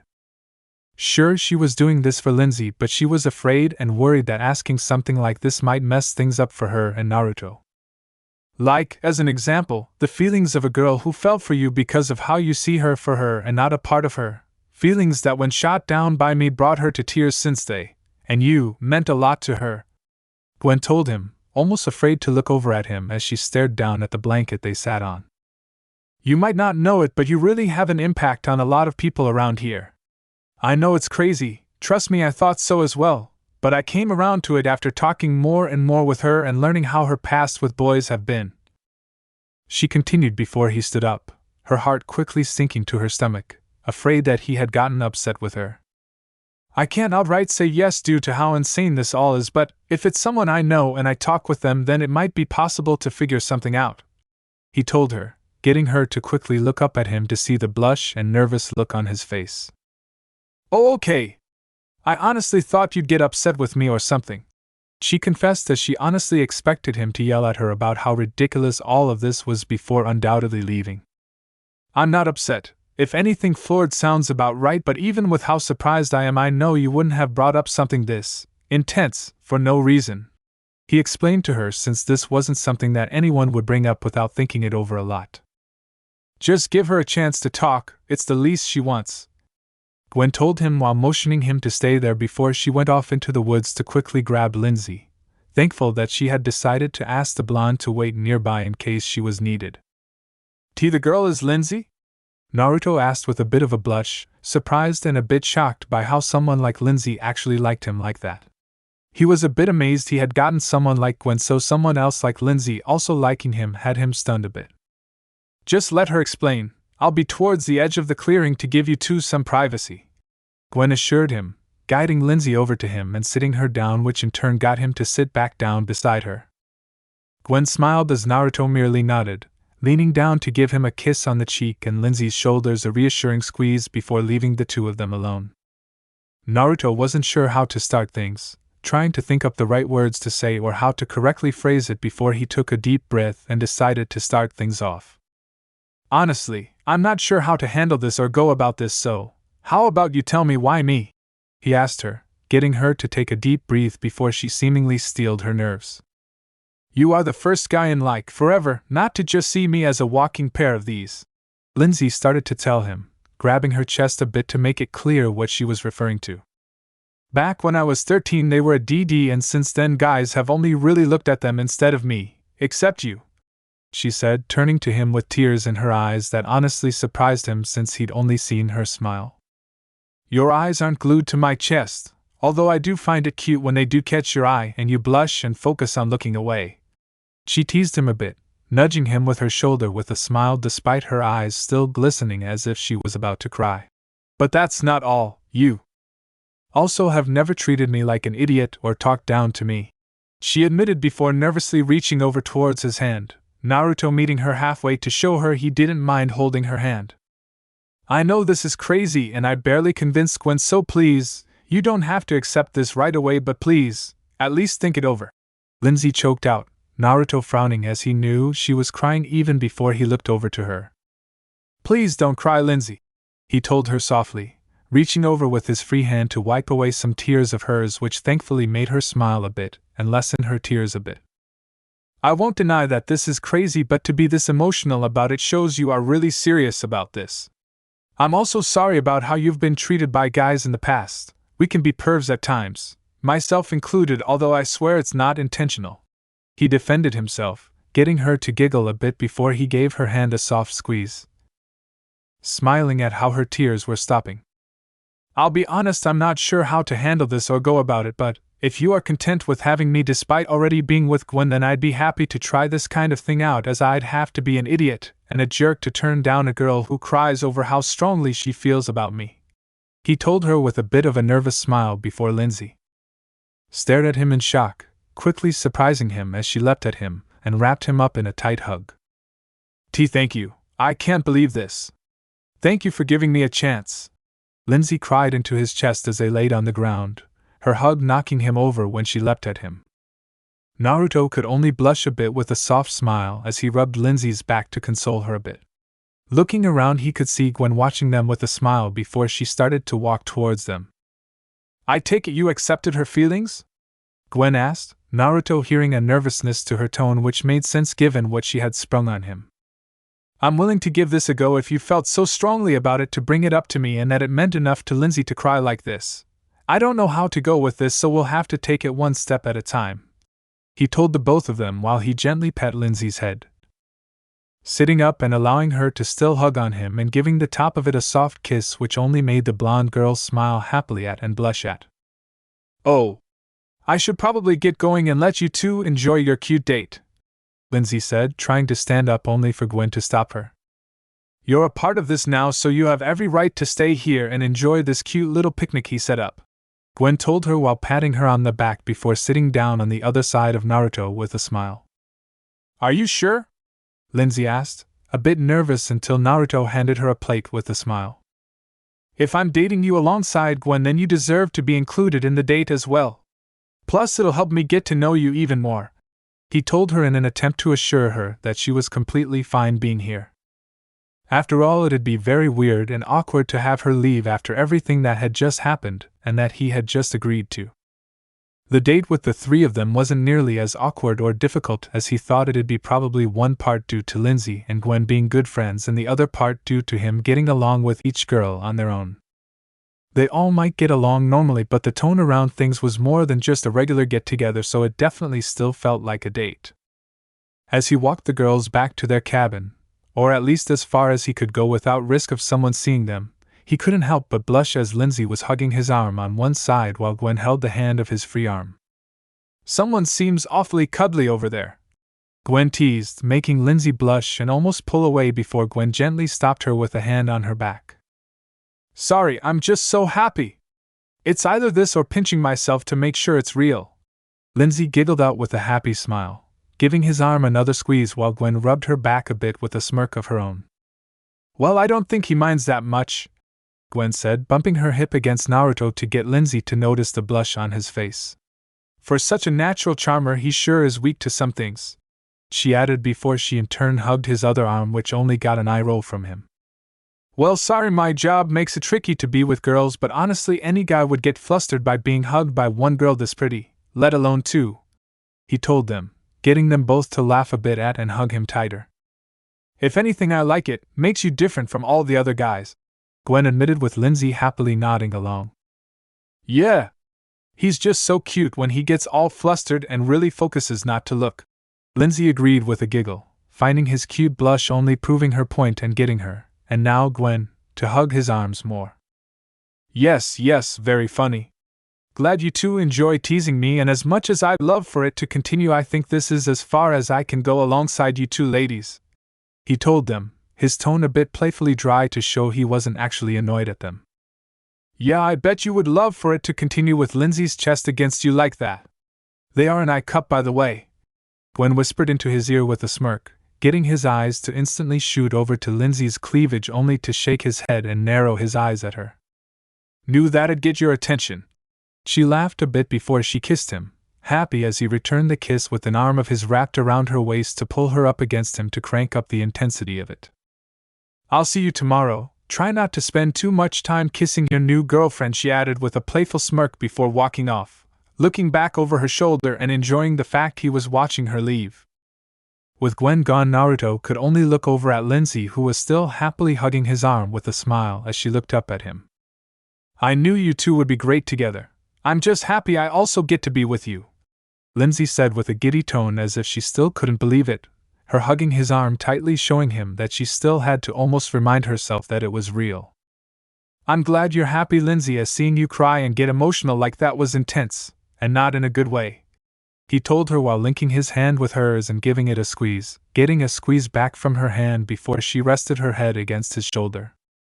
I was being truthful back there, Naruto, so thank you for accepting my feelings, Lindsay said softly as she slowly started to lean up towards him, them both blushing a bit as their lips met for their first kiss. Lindsay found herself thankful she was holding onto his arm as the moment they begun their kiss she felt an intense bolt of electricity shoot through her that was enough to make her legs weak. The electricity coursing through her only got more intense as the kiss went on, and from the way he cupped her cheek gently. Unknown to Lindsay, she wasn't the only one affected by the kiss, as Naruto found himself seriously having to rein things in to keep from evolving the kiss to French kiss. While Gwen's lips were soft, Lindsay's were easily just as soft, making him want to just keep kissing and enjoying Lindsay's lips. In the end, they both ended up breaking the kiss at the same time, a panting Lindsay having to grab onto his shirt to keep herself upright, while an equally panting Naruto had his hands on her waist to help her and somewhat ground himself. WOT, that was amazing. Even better than I imagined, Lindsay panted out in a bit of a daze, giggling a bit as she smiled happily up at him, and now a bit proud of herself as she saw she wasn't the only one like this from the kiss. Why yeah, that was pretty intense, he said with a bit of a chuckle while he reached up to stroke her cheek gently before giving her another kiss, this one being much softer and gentler than the first. But even with how nice it is, I think you do have to get back to your cabin. There'll be more time to kiss later, he assured her, which only got a cute pout and whine out of her that seriously made it hard not to kiss her again. No fair. I just got you. I want to kiss a whole bunch. She whined into his chest as she hugged him tightly, which in turn pressed her breasts right up against him. I promise you'll get more chances to Lindsay. We only just started dating after all, he tried to explain to her, stuttering a bit as she, with her nuzzling against his chest, her breasts were also somewhat doing the same. I'll hold you to it, mister, Lindsay said with a smirk as she seemingly caught on to how her chest was making him flustered again before she really started to press it up against him. Naruto could only quickly kiss her back as she surprised him with a kiss before she ran off, turning around just as she got to the door to excitedly wave to him where an arm, which he figured to be Gwen's, pulled her inside. Now alone, he found himself about to let out the sigh of exhaustion he had been essentially holding in. It wasn't exactly a sigh of exhaustion, but more one brought upon by just how insane a situation he found himself in, as now he had not only one but two girlfriends, and they were both okay with it. If he didn't know any better, he'd expect this kind of thing to be some sort of staged acting to try and blackmail him. Though he knew that wasn't the case, as either girl were even remotely like that, and neither of them knew of his job, which would have given them the possible incentive to do this if, again, they were those kinds of girls. Just take it one step at a time, otherwise this'll just overwhelm me, he thought with another sigh before he headed into his cabin to see the guys waiting for him. About time you got back. You take way too long practicing in the night. Thought you would have shown up sooner with Duncan already having brought back your guitar for whatever reason, Jeff said with a roll of his eyes, Naruto thankful that this wasn't the first time he's practiced out there, and that Duncan was his wingman of sorts. Sorry, just got caught up in the moment, Naruto said with a chuckle, noticing the slight smirk that was threatening to break out on Duncan's face before he popped his neck. We still doing this? He asked, segueing the conversation away from him as he motioned towards the sleeping Harold. Of course we are, dude, we already got him prepped. It was a bit tricky getting him naked with the blindfolds, but we got it done, Duncan told him with a smirk as they had followed his instructions on the final step of Harold's pranks. Good, then all that's left is to get him in place. He told them before they grabbed Harold's bunk bed, 2 on each end, and lifted it up. This'll be perfect, Naruto thought with a bit of a chuckle as they carried the bunk bed off to the perfect place for him to wake up at. Next day, Naruto smirked as he floated alongside the girls from camp as he had invited them to go swimming with him. Given if the guys from his team were canoeing, he might as well enjoy the water in his own way. Plus it seemed the ladies had the same thing in mind, some of them seemingly having talked about going swimming on their own, which just made it perfect.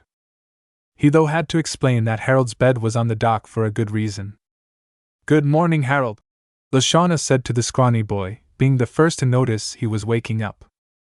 Naruto was a bit surprised. It took Harold a good few moments to realize that he was naked, save for a pair of sneakers and socks that he oddly went to bed with on his own, before he had the decency to cover up his junk with a pillow after giving out a rather girly screech. "So? Learned your lesson yet?" Duncan asked as he and the guys paddled on over in their canoe. "Yes. Okay, yes," Harold yelled out, his face beyond red in embarrassment. "Oh, we're going to need more than that, man," Naruto told him with a smirk as Harold finally gave in. "I'll never leave my crusty underwear out again. I swear," Harold promised, raising a 2-fingered scout salute which got the guys to finally believe him. "What the hey, I believe him," Jeff said as he reached into the canoe and tossed Harold over a bag of his clothes. "Pleasure doing business with you," he yelled out before the guys paddled off, with Harold quickly running off to put his clothes back on.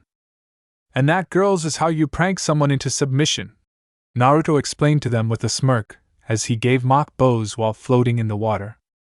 "Did he seriously leave crusty underwear out in your cabin?" Bridget asked, since if that was true then it definitely explained why they all had been messing with Harold so much. "He's done it for weeks, and even with his name being sewed in them he kept refusing to admit they were his. This was the best way to get it to stop, but hey, let's not let that unsavory sight ruin our morning," he told them as they seemingly agreed, them all going back to what they were doing. As they enjoyed their morning swim, his eyes couldn't help but continuously being drawn towards Gwen and Lindsay, often meeting their eyes as they seemed to be looking his way a good bit as well. In the end, none of them could be blamed since it wasn't every day this kind of thing happened between 3 people. He just hoped their setup worked out, as this definitely wasn't normal. He just had to remember one step at a time, and hopefully things would go smoothly for them all, but only time can tell, especially when they were all on a crazy TV show like this. Chapter end. Tired of watching censored fanfics? Would you like to watch some very naughty, filled with the lemons fanfics without any censorship? I'm happy to announce that I opened Patreon page for you guys, where you could watch Naruto/Deku, 18+ stories without any censoring. Not only that, you can also see the NSFW images of characters of the fics on my Patreon, which I make by myself. So buy your preferred tier and join our community now. Link is in the description.